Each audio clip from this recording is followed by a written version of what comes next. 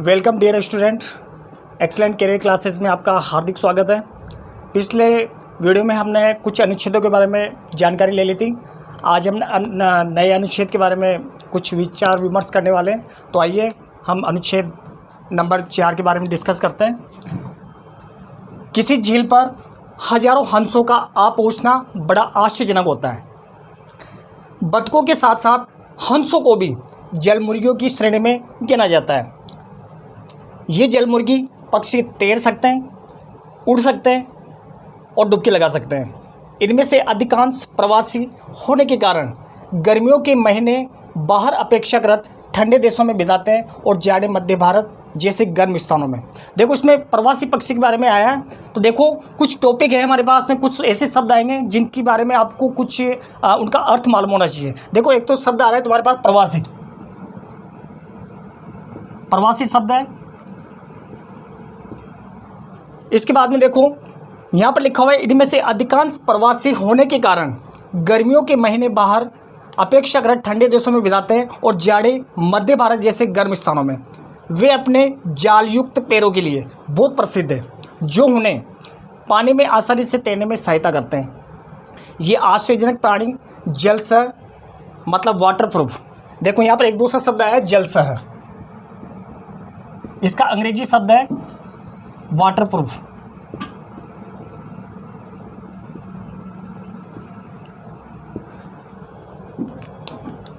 तो ये आश्चर्यजनक प्राणी जल से वाटरप्रूफ होते हैं। अपनी पूंछ में स्थित एक ग्रंथि से निकलने वाले तेल को अपने पंखों पर चुपट लेते हैं और इससे उन्हें ठंडे पानी से सुरक्षा प्राप्त होती है।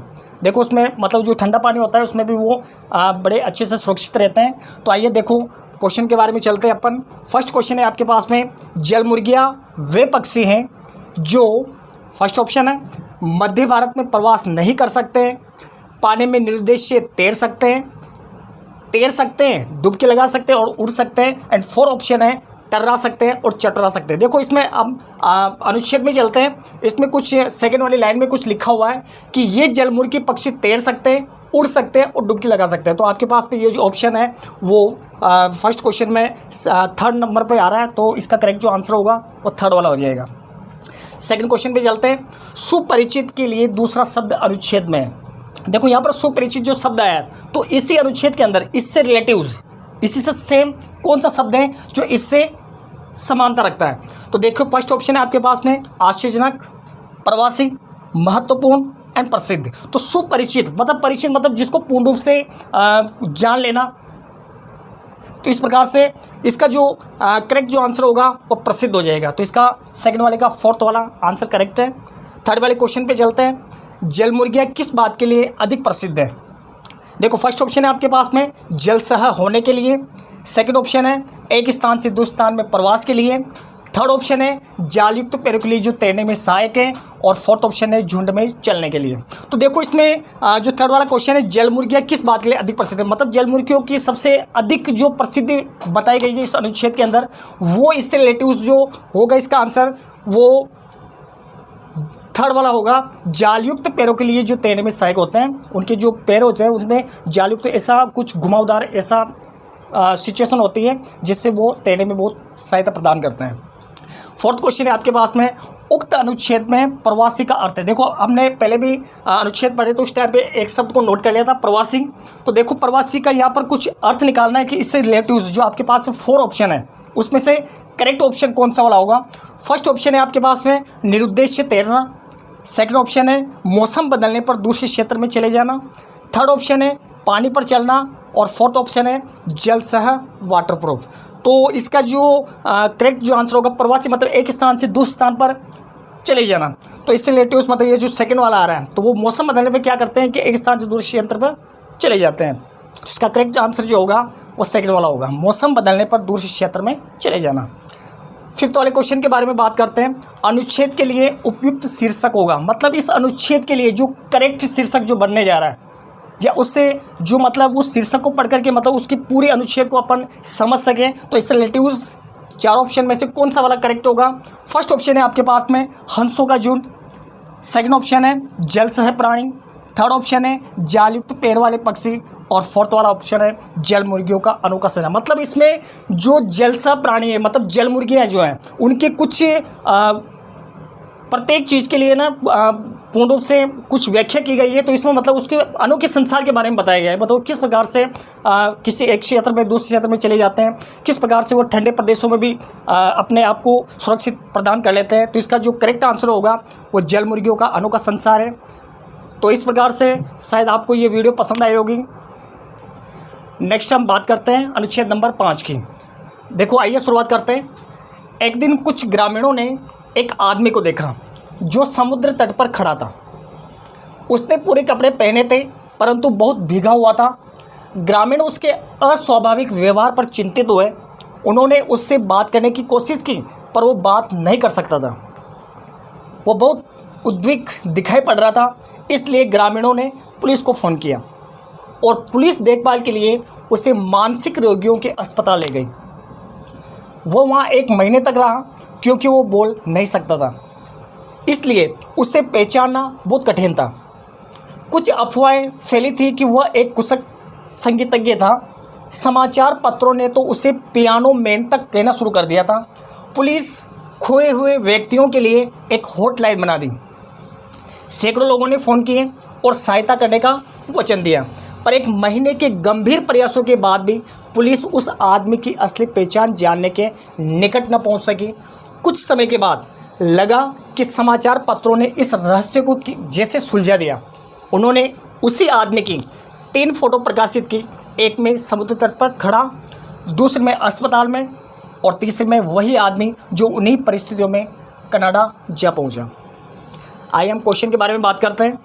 फर्स्ट क्वेश्चन है आपके पास में, ग्रामीणों ने पुलिस को बुलाया क्योंकि फर्स्ट ऑप्शन है आदमी ने कीमती सूट पहना था, वह गीला हो गया था, वो मर सकता था, वे उसे पहचान नहीं पा रहे थे। तो देखो इसमें जो इस क्वेश्चन का जो करेक्ट आंसर जो होगा, तो इससे रिलेटिव से अपन देखते हैं कि देखो एक पिछले अध्याय में मैंने आपको कुछ समझाया था कि जैसे एक उत्तराखंड की जो विधि होती है, आप उसी चीज़ को इसमें इस्तेमाल कर सकते हो। तो देखो क्वेश्चन है आपके पास में, ग्रामीणों ने पुलिस को बुलाया। अब क्यों बुलाया? तो देखो फर्स्ट ऑप्शन है आदमी ने कीमती सूट पहना था, ये से रिलेटिव कोई इस अध्याय के अंदर आए नहीं है, इस अनुच्छेद के अंदर, तो ये फर्स्ट वाला ऑप्शन हो नहीं सकता है। सेकंड वाले में देखो वह गीला हो गया था। अब गीले होने से कोई मतलब है नहीं जिससे वो पुलिस को फ़ोन कर सके, तो सेकंड वाला भी इसका करेक्ट आंसर नहीं होगा।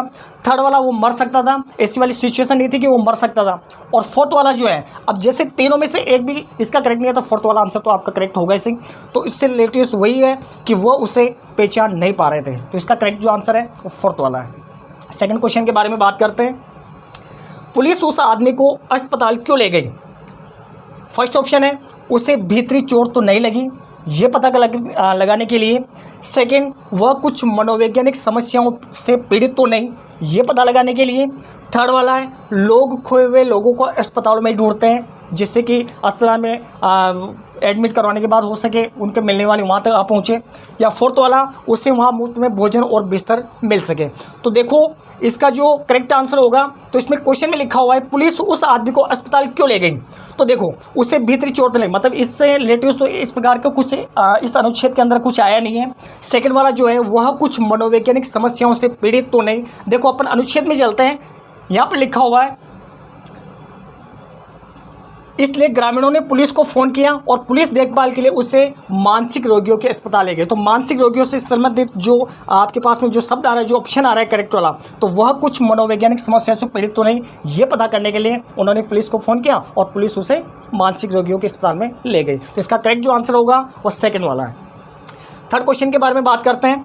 उक्त अनुच्छेद में हॉटलाइन का अर्थ है। यहाँ पर इस अनुच्छेद के अंदर आपके पास में यहाँ पर लिखा हुआ है पुलिस खोए हुए व्यक्तियों के लिए एक हॉटलाइन बना दी। तो देखो क्वेश्चन पे चलते हैं अपन, उक्त अनुच्छेद में हॉटलाइन का अर्थ क्या है? एक वेबसाइट, सेकंड है एक आपातकालीन संचार के लिए सीधी टेलीफोन लाइन, थर्ड वाला ऑप्शन है एक ईमेल आईडी और फोर्थ वाला एक मोबाइल नंबर। तो देखिए यहाँ पर जो हॉटलाइन से संबंधित जो बात है, तो देखो हॉटलाइन क्या होती है कि जिससे उस लाइन को पढ़ करके कुछ मतलब उसके बारे में जो खोए हुए आदमी हैं उनका पूर्ण रूप से पता लगा सकें। तो इससे संबंधित जो शब्द आ रहा है वो सेकंड वाले में कि आपातकालीन संचार के लिए सीधी टेलीफोन लाइन, ये इससे संबंधित है। फोर्थ वाले क्वेश्चन के बारे में बात करते हैं। कुशल शब्द का अर्थ है, यहाँ पर कुशल शब्द जो आया किसी भी चीज़ में पूर्ण रूप से पारंगत हो जाना। तो इससे रिलेटिव आपको फोर्थ वाले चारों ऑप्शनों में देखो करेक्ट वाला कौन सा मिलता है। फर्स्ट वाला है सुप्रशिक्षित और शिक्षित, सेकंड ऑप्शन है कोई उपलब्धि, थर्ड ऑप्शन है कुछ काम पूरा करना, एंड फोर्थ वाला ऑप्शन है संगतकार। तो देखो कुशल मतलब किसी भी चीज़ में पूर्ण रूप से पारंगत हो जाना। तो इससे रिलेटिव जो आपको ऑप्शन दिखाई दे रहा है तो वो है फर्स्ट वाला ऑप्शन सुप्रशिक्षित और शिक्षित, जिसका करेक्ट आंसर फोर्थ वाले का फर्स्ट वाला हो जाएगा। पांचवें क्वेश्चन के बारे में बात करते हैं। अनुच्छेद में एक वाक्यांश है, वो वाक्यांश क्या है कि असली पहचान जानने के निकट न पहुंच सकी। ऐसा कुछ शब्द आया अनुच्छेद के अंदर कि असली पहचान जानने के निकट न पहुंच सके। निम्नलिखित वाक्यों में से कौन सा वाक्य इसके निकट का अर्थ दे रहा है, मतलब इससे संबंधित और कौन सा ऑप्शन है जो इससे नज़दीकता या समानता रख रहा है। तो फर्स्ट ऑप्शन है आपके पास में कैमरामैन प्रसिद्ध रॉक स्टार के निकट नहीं पहुंच सका। सेकंड ऑप्शन है खुफिया एजेंसी उस रहस्य के समाधान के निकट नहीं पहुंच सकी। थर्ड ऑप्शन है वे मित्र अनेक गलतफहमियों के कारण एक दूसरे के निकट नहीं पहुंच सके। और फोर्थ ऑप्शन है उसने तय किया कि वह किसी के निकट न रहे क्योंकि सबने उसे धोखा दिया है। तो देखो यहाँ पर बात आई है असली पहचान जानने के निकट न पहुंच सके, मतलब उन्होंने खूब लाख कोशिश की लेकिन उसके बारे में कुछ पूर्ण रूप से ज्ञात नहीं कर सके। तो इससे रिलेटिव फर्स्ट वाला जो आपके पास में क्वेश्चन है कैमरामैन प्रसिद्ध रॉक स्टार के निकट नहीं पहुंच सका, तो कहने का मतलब ऐसी सिचुएशन हो सकती है कि जैसे भीड़ भाड़ के कारण कैमरामैन कुछ रॉक स्टार के पास नहीं जा सका हो, तो ये वाला आपका करेक्ट आंसर हो नहीं सकता है। सेकेंड वाला है खुफिया एजेंसी उस रहस्य के समाधान के निकट नहीं पहुंच सके, मतलब उसमें भी कुछ ऐसी सिचुएशन आ रही है कि उस चीज़ को सोल्व नहीं कर पा रहा है। तो इसका जो करेक्ट आंसर जो होगा वो सेकेंड वाला आंसर है खुफिया एजेंसी उस रहस्य के समाधान के निकट नहीं पहुंच सकी। तो इस प्रकार से आपको शायद ये वीडियो पसंद आई होगी, और यदि आपको ये वीडियो पसंद आई हो तो आप अपने दोस्तों में ज़्यादा से ज़्यादा इसे शेयर करें और लाइक करें। जय हिंद, जय भारत, धन्यवाद।